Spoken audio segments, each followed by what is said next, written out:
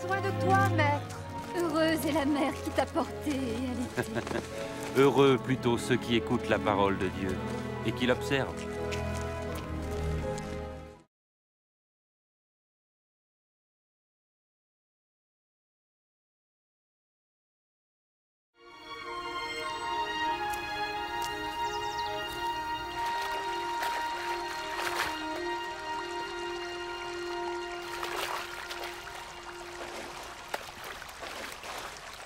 Apprends-nous à prier, comme Jean l'a appris à ses disciples.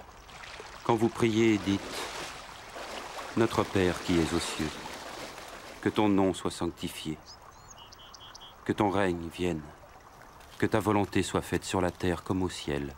Donne-nous chaque jour notre pain quotidien. Pardonne-nous nos offenses, comme nous pardonnons aussi à ceux qui nous ont offensés. Protège-nous contre la tentation et délivre-nous du mal. »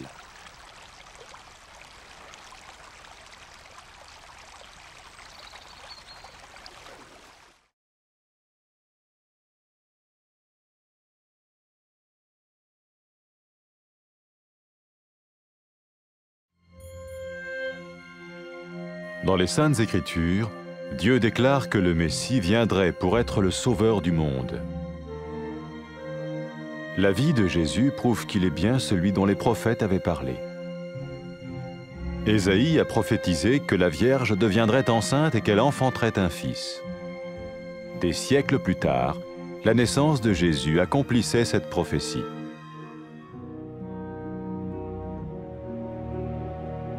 Les Saintes Écritures déclaraient que le saint à naître serait appelé le Fils de Dieu.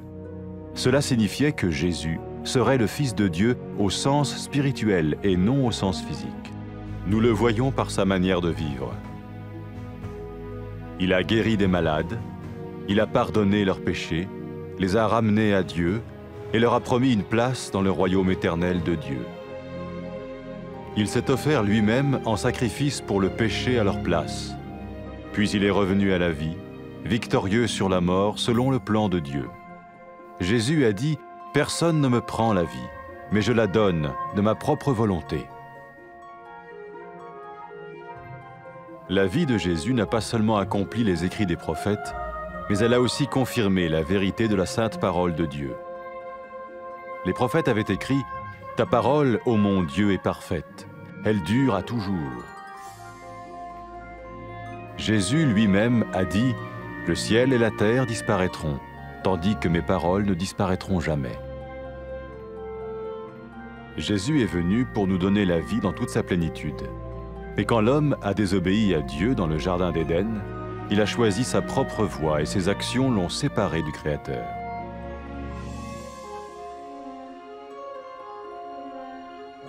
Les Saintes Écritures déclarent que tous ont péché et que le salaire que paye le péché, c'est la mort.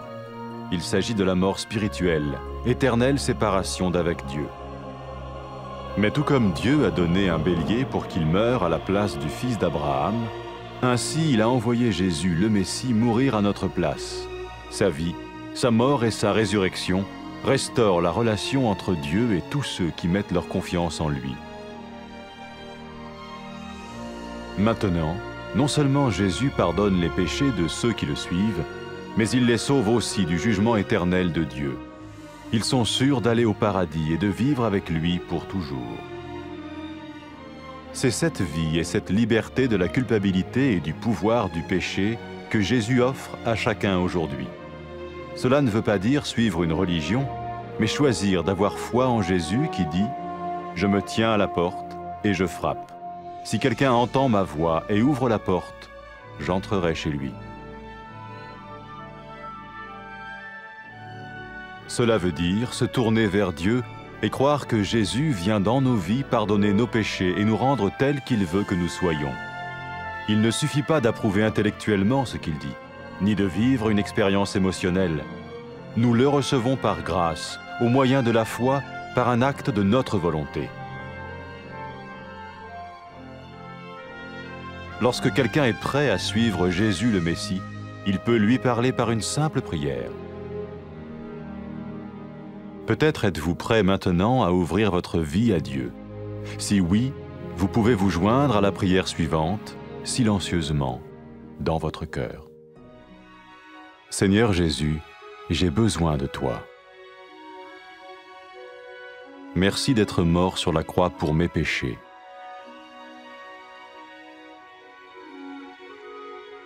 Je confesse mes péchés et je m'en repens.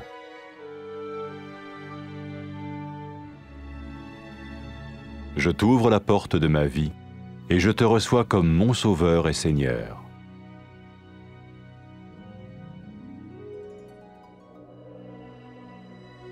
Merci de me pardonner mes péchés et de me donner la vie éternelle.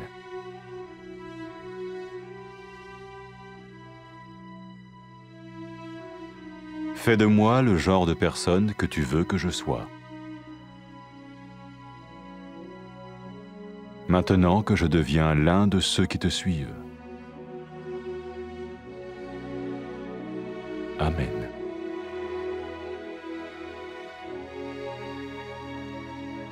Jésus a dit à propos de ses disciples, « Mes brebis écoutent ma voix, je les connais et elles me suivent. » Pour expérimenter la vie en abondance promise par Jésus, ceux qui le suivent parlent à Dieu chaque jour dans la prière et lisent ou écoutent sa parole. Ils parlent de lui à d'autres personnes et rencontrent régulièrement ceux qui l'aiment et le suivent. N'oubliez pas sa merveilleuse promesse. Tout pouvoir m'a été donné dans le ciel et sur la terre. Et sachez-le, je vais être avec vous tous les jours, jusqu'à la fin du monde.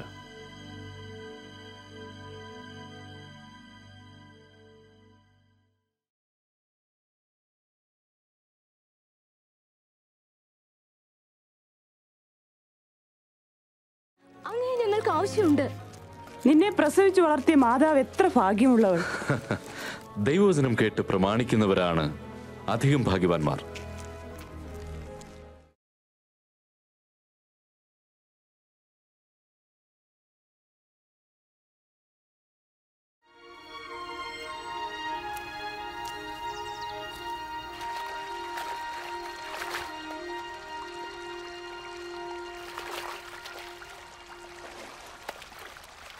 ഗുരു, യോഹന്നാൻ ശിഷ്യന്മാരെ പഠിപ്പിച്ചതുപോലെ ഞങ്ങളെയും പ്രാർത്ഥിപ്പാൻ പഠിപ്പിക്കണമേ. നിങ്ങൾ ഇങ്ങനെ പ്രാർത്ഥിപ്പിൻ. സ്വർഗസ്ഥനായ ഞങ്ങളുടെ പിതാവേ, നിന്റെ നാമം വിശുദ്ധീകരിക്കപ്പെടണമേ. നിന്റെ രാജ്യം വരയണമേ. നിന്റെ ഇഷ്ടം സ്വർഗത്തിലെ പോലെ ഭൂമിയിലുമാകണമേ. ഞങ്ങൾക്ക് ആവശ്യമുള്ള ആഹാരം ദിനംപ്രതി നൽകണമേ. ഞങ്ങളുടെ പാപങ്ങളെ ഞങ്ങളോട് ക്ഷമിക്കണമേ. എന്തെന്നാൽ ഞങ്ങളോട് കടപ്പെട്ടിരിക്കുന്ന ഏവരോടും ഞങ്ങൾ ക്ഷമിക്കുന്നു. ഞങ്ങളെ പരീക്ഷയിലേക്ക് കടത്തരുതേ, ദുഷ്ടനിൽ നിന്നും ഞങ്ങളെ വിടുവിക്കണമേ.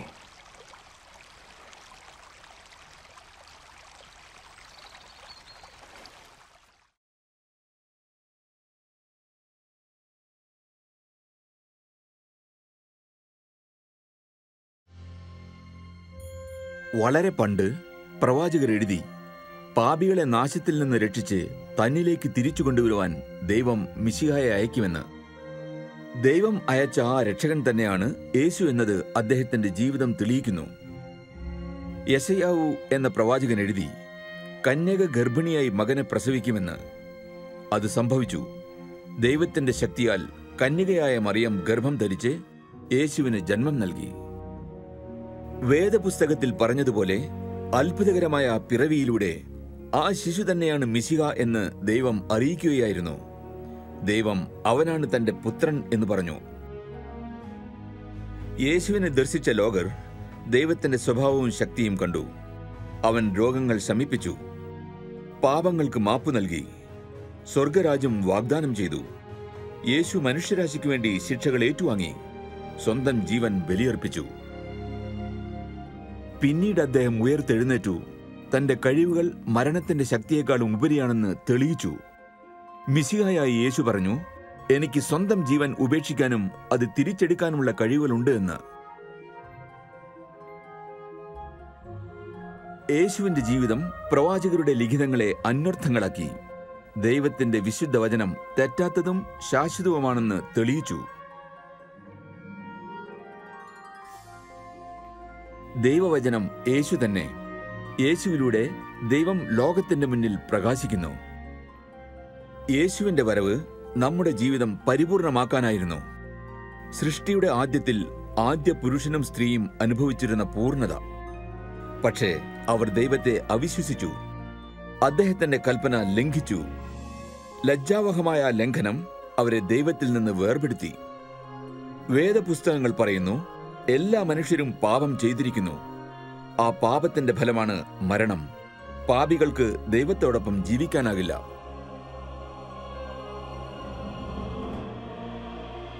അബ്രഹാമിന്റെ പുത്രന് പകരം മരിക്കാൻ ദൈവം ഒരു ആട്ടുകൊറ്റനെ നൽകിയതുപോലെ ആദാമിന്റെ സന്തതികൾക്ക് പകരം മരിക്കാൻ ദൈവം യേശുവിനെ അയച്ചു.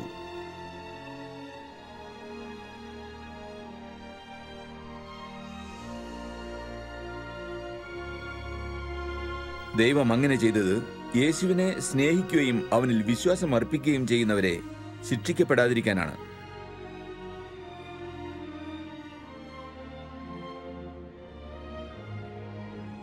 ഉയർത്തെഴുന്നേറ്റ യേശു തന്റെ ശിഷ്യന്മാരോട് പറഞ്ഞു, എന്റെ പേരിൽ ആളുകൾ എല്ലാ ജനതയോടും ഉദ്ഘോഷിക്കും. പശ്ചാത്തപിച്ച് അവന്റെ നേരെ തിരിയുന്ന എല്ലാവരോടും ദൈവം ക്ഷമിക്കുമെന്ന്. തന്റെ അനുയായികൾക്ക് സത്യത്തിന്റെ വഴി കാണിച്ചു കൊടുക്കുവാനും അവർക്ക് ദൈവമാർഗം പിന്തുടരാൻ ശക്തി നൽകാനും പരിശുദ്ധാത്മാവിനെ അവരൊന്നിച്ച് അയക്കുന്നുണ്ട് എന്നും യേശു പറഞ്ഞു. പാപം ചെയ്ത സ്ത്രീ പശ്ചാത്തപിച്ച് യേശുവിന്റെ അനുയായിയായി മാറിയപ്പോൾ യേശു അവളോട് പറഞ്ഞു, നീ പാപമുക്തയായി. എന്നിലുള്ള നിന്റെ വിശ്വാസം നിന്നെ രക്ഷിച്ചു. യേശു പറഞ്ഞു, ദൈവത്തെ ശരിക്കും സ്നേഹിക്കുന്നവർക്ക് ദൈവം മാപ്പ് നൽകുന്നു എന്നതിന്റെ തെളിവാണിത്.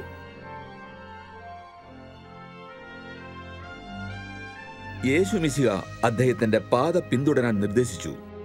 യേശുവിന്റെ അനുയായികളാകാൻ തീരുമാനിച്ചവർ ഇത്തരം പ്രാർത്ഥനകളിലൂടെ അവനുമായി ബന്ധം തുടങ്ങും. പിതാവേ, അങ്ങ് ധർമ്മിഷ്ഠനാണ്. എന്നെ സ്നേഹിക്കുന്നതിന് നന്ദി. അങ്ങയുടെ കൽപ്പനകൾ ലംഘിച്ചതിന് പാപിയായ ഞാൻ ദുഃഖിക്കുന്നു.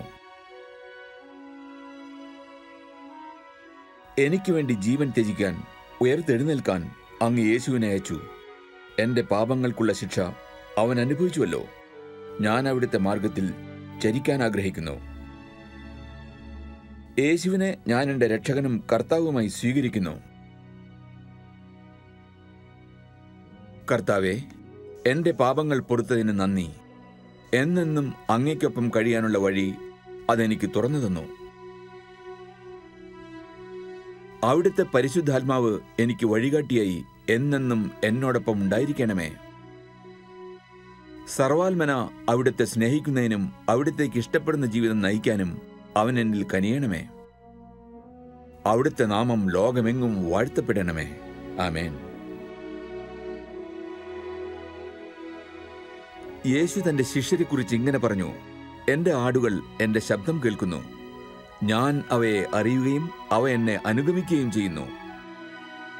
യേശുവിന്റെ അനുഗാമികൾ ഒരുമിക്കുന്നു, നിത്യേന അവനോട് സംവദിക്കുന്നു, വേദപുസ്തകത്തിലെ അവന്റെ വചനങ്ങൾ പഠിക്കുന്നു, അവനെ ഉദാഹരിച്ച അന്യരോട് അവനെക്കുറിച്ച് പറയുന്നു. അവരുടെ ഹൃദയവാസിയായ പരിശുദ്ധാത്മാവിലൂടെ യേശു അവരെ നയിക്കുന്നു, ശക്തി പകരുന്നു. യേശു മേഘത്തിലേറി സ്വർഗസിംഹാസനത്തിലേക്ക് തിരിച്ചു പോകുമ്പോൾ പറഞ്ഞ ഈ വചനങ്ങൾ അവർ ഓർമ്മിക്കുന്നു. സ്വർഗത്തിലും ഭൂമിയിലും സകല അധികാരവും എനിക്ക് നൽകപ്പെട്ടിരിക്കുന്നു. സംശയം വേണ്ട, ലോകാവസാനത്തോളം എല്ലാ നാളും ഞാൻ നിങ്ങളോടൊപ്പം ഉണ്ടായിരിക്കും.